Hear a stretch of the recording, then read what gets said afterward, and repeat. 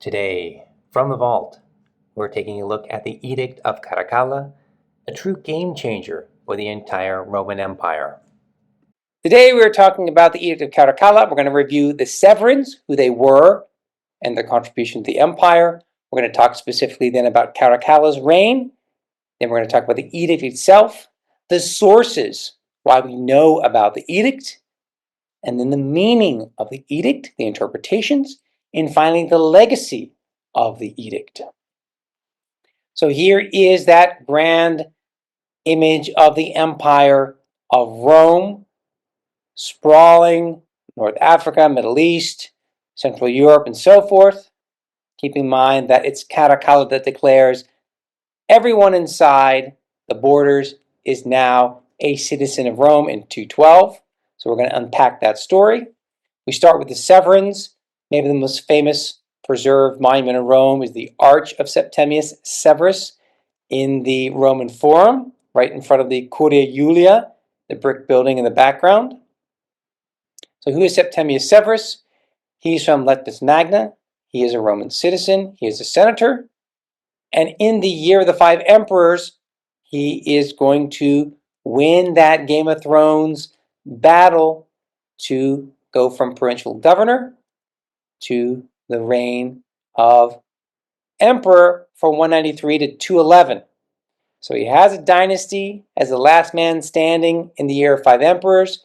He's going to marry the Syrian upper class individual Julia Domna, and they already have adult sons. You can see them here in the famous Tondo that's currently in Berlin.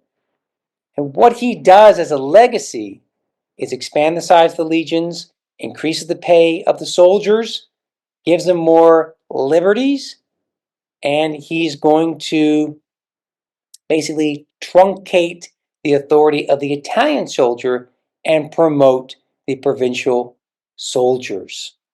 Okay, but it's really about the army in the eyes of Septimius Severus. He centralizes imperial authority. He's going to curtail, truncate the power of the Senate. He's going to promote further the equestrians. And of course, so much of what his reign is going to depend upon the soldiers and their promotion within the ranks even of governance. Legal reforms, public works, military campaigns. So he is a person who is going to oversee the refinement of Roman law. You probably have heard of Ulpian. Public works, we can think about rebuilding part of downtown Rome after the fire of Commodus, including the Arch of Septimius Severus, but also the House of the Vestal Virgins, and the Temple of Vesta, and so forth that need to be rebuilt. Also, the Forum of Peace. Military campaigns, he goes against the Parthians and wins, unlike so many Roman soldiers and generals that failed. And then he's going to turn to Britain at the end of his career, at the end of his reign, and die in York while on campaign to be succeeded by his sons, Caracalla and Geta. Now we're pivoting to Caracalla. Here is a magnificent pool of water now that sits in front of the remains of the caldarium of the Baths of Caracalla. We have a new video on the Baths of Caracalla coming out soon on YouTube. Here is a walkthrough from the Palestra to the Frigidarium Hall, as grand as what you see in the later Baths of Diocletian, but of course the roof is not intact, still magnificent nonetheless. Okay, Caracalla is going to be initially ruling with his brother Geta, but then he kills him. Then he's the sole ruler of the empire. But already, as the older brother, as the elder son, he was co-ruling with Septimius Severus in 198. So we have ultimately, after the removal of Geta, it is Caracalla who's the sole ruler, and one of the standout features in his reign is the Constitutio Antoniniana, which we'll talk about. It's going to grant citizenship to all free inhabitants in the empire, so we'll get to that. There's a lot of military reforms as well, so furthering what his father did, paying more money to the soldiers, further, let's say, militarizing the empire. So there's just going to be an uptick in the costs to the empire. Caracalla campaigns in the north against the Germans, in the east again against Parthia. Its lasting contribution to the city of Rome is the Battles of Caracalla. We have an upcoming video on the Battles of Caracalla on YouTube, so check it out. And he was known for being rather brusque, brutal, and ultimately paranoid. He's killed by one of his soldiers while actually he hops off a horse and is relieving himself. So it's a bad way to go. That's a famous story that's told about him giving way to the reign of Macrinus, but he's ending his career and life in 217. So here is our grand source of information. It is the Papyrus Gießen 40, named after where it is actually located in Germany. It's known from the 20th century. We think it's from Egypt, and it dates to about the 2nd or 3rd century AD. It's in Greek. It would be a copy of the original edict, which was in Latin, and most scholars tend to date this to 212. Now here is the actual edict. You have his titles, and he says that the edict is necessary everywhere to attribute the main causes and reasons of events to the divinity. I to myself have to be justly grateful to the immortal gods because they safely protected me after such an assault as that at Geta was attempted. So he's referring to his own well-being as what happened to Geta, but Geta died. He killed Geta, ironically saying this. I believe, therefore, in the following manner to be able to magnificently and marvelously do so something equal to their greatness, if I lead as Romans, as their myriads as happen to be my subjects, the temples of the gods, I therefore grant to all free persons through the Roman world the citizenship of the Romans, except that of the Deditici. So that's a specific group of people that we'll talk about. But it seems fair that the masses not only should bear all the burdens, but participate in the victory as well. This, my own edict, is to reveal the majesty of the Roman people.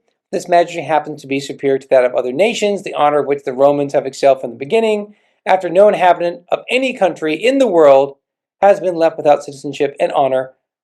Referring to the taxes which exist at present, all are to pay what has been imposed on Romans from the beginning of the 21st year, as it is law according to the edicts and the letters issued to us by our ancestors, and so forth. Okay, so what is this all about? What's going on here? Number one is there is a divine intervention that's referred to. And as a result of that, let us celebrate and let us then reward the people of the empire with the citizenship of the Romans. So let's break this down. Number one, there are a lot of ancient sources that are referring to this edict. Cassius Dio, a contemporary, right? He made all the people in his empire Roman citizens. Nominally, he was honoring them, but his real purpose was to increase his revenues by this means, inasmuch as aliens did not have to pay most of those taxes. In the Historia Augusta, we have a reference to Septimius' native city was Leptis, his father was Geta, his ancestors were Roman knights before citizenship was made universal. And then Aurelius Victor is actually assigning this to Marcus Aurelius, not Caracalla. The right of citizenship was given to everyone without distinction. So we have a lot of ancient sources referring to Roman citizenship is given to everybody in the empire, from Augustine, City of God, Sidonius, the Gesta, twice, and Justinianus Novae. So we have a number of records that, in a nice act, the emperor and then various emperors are referred to. Sometimes Marcus Aurelius, the last one, even Antoninus Pius, so they're not always correct, but they're saying the citizenship is being bestowed upon everybody else in the empire, which is a big moment, okay, which we think, according to scholarship, then is 212, the reign of Caracalla. So what was citizenship in Italy before the edict? So you have, after the social war, most of the people in Italy pretty much everyone is a Roman citizen. Some colonies throughout the empire are Roman citizens. And then you have various cities that are bestowed upon with the citizenship of the right of being a Roman. And then there are a number of provincials that get Latin rights as opposed to Roman rights that eventually can be bumped up to citizenship. And then, of course, if you serve in the military, after your military service, you are bestowed upon with Roman citizenship, but you put in a couple of decades to get that. Freed slaves, manumission, you are freed by your master. Now you are a citizen of Rome. So let's turn to something different, this edict. Who are these people? Why are they getting this new designation? Cassius Dio says, hey, it's for taxes. It's a fiscal reason because citizens have to pay certain taxes on inheritance and manumission and so forth when they freed slaves. That's one idea. Another one is that, well, yes, the auxilia, the auxiliary troops can get citizenship after service. But the only people that can serve in the main legions are citizens. So now we make everyone a citizen of the empire. Now everyone then theoretically can be in the legions and now the auxiliary service. Third idea, the one that's really maybe central to contemporary scholarship, is that you have a kind of conglomeration, you have a simplification of administration in the empire. So the edict destroys that dual system that always existed in private law. A key base, the citizens, and the peregrini, the non-citizens that live in the empire. Now everybody's under the law of Rome. So that cuts your red tape, as it were. It's cutting that dual system, that two-tiered system, in half. That should make things a little more efficient. Okay. Then we turn back to this idea of a ritual that is referred to in Caracalla by divine intervention and so forth. I am okay. Unlike Geta, we got to give thanks to that. Let's celebrate. Let's make everyone a Roman citizen. So Decius, the emperor in 250, declared everyone should make a sacrifice, a universal sacrifice for the well-being of the empire. So that is the only kind of parallel that we can find in the historical sources. Then we look at the exception. These Deditici, who are these guys? So they are a division of peregrini, the foreigners, but they are the ones that for whatever reason, they did something so awful, right? Then they are denied citizenship always because of some heinous act that they enacted while they were slaves. The libertini qui dedicatiorum, or they're just foreigners that we don't allow in because they're kind of in a stateless kind of situation. So this is a term. Do we make a big deal about it? Are we talking about it's a marginal group?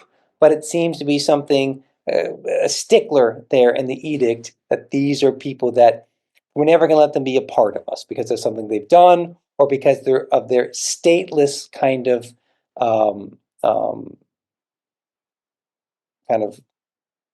personality or kind of definition within the legal system. And the sequel to all of this is that these Deditici don't go away. It kind of transforms. So these are people that weren't included, maybe, for example, those who have surrendered unconditionally. These are people that are conquered but never really enrolled within the empire. So they're in a kind of a limbo. Think about those terms today, like maybe you've snuck into America, but you never get a green card. So you're kind of like, should I stay? Should I go? Can I stay? Can I go? That kind of thing. Are we going to boot them out? So this kind of unsure kind of status within the empire, that kind of tension continues In the 4th century, the sequel is they're called the Foederati, and these are these allies that are allowed to work with the Romans, fight for the Romans, be enrolled in the army, but never allowed, as that confederation, allowed to be enrolled to become full citizens of Rome. Those are the Goths in the 4th century.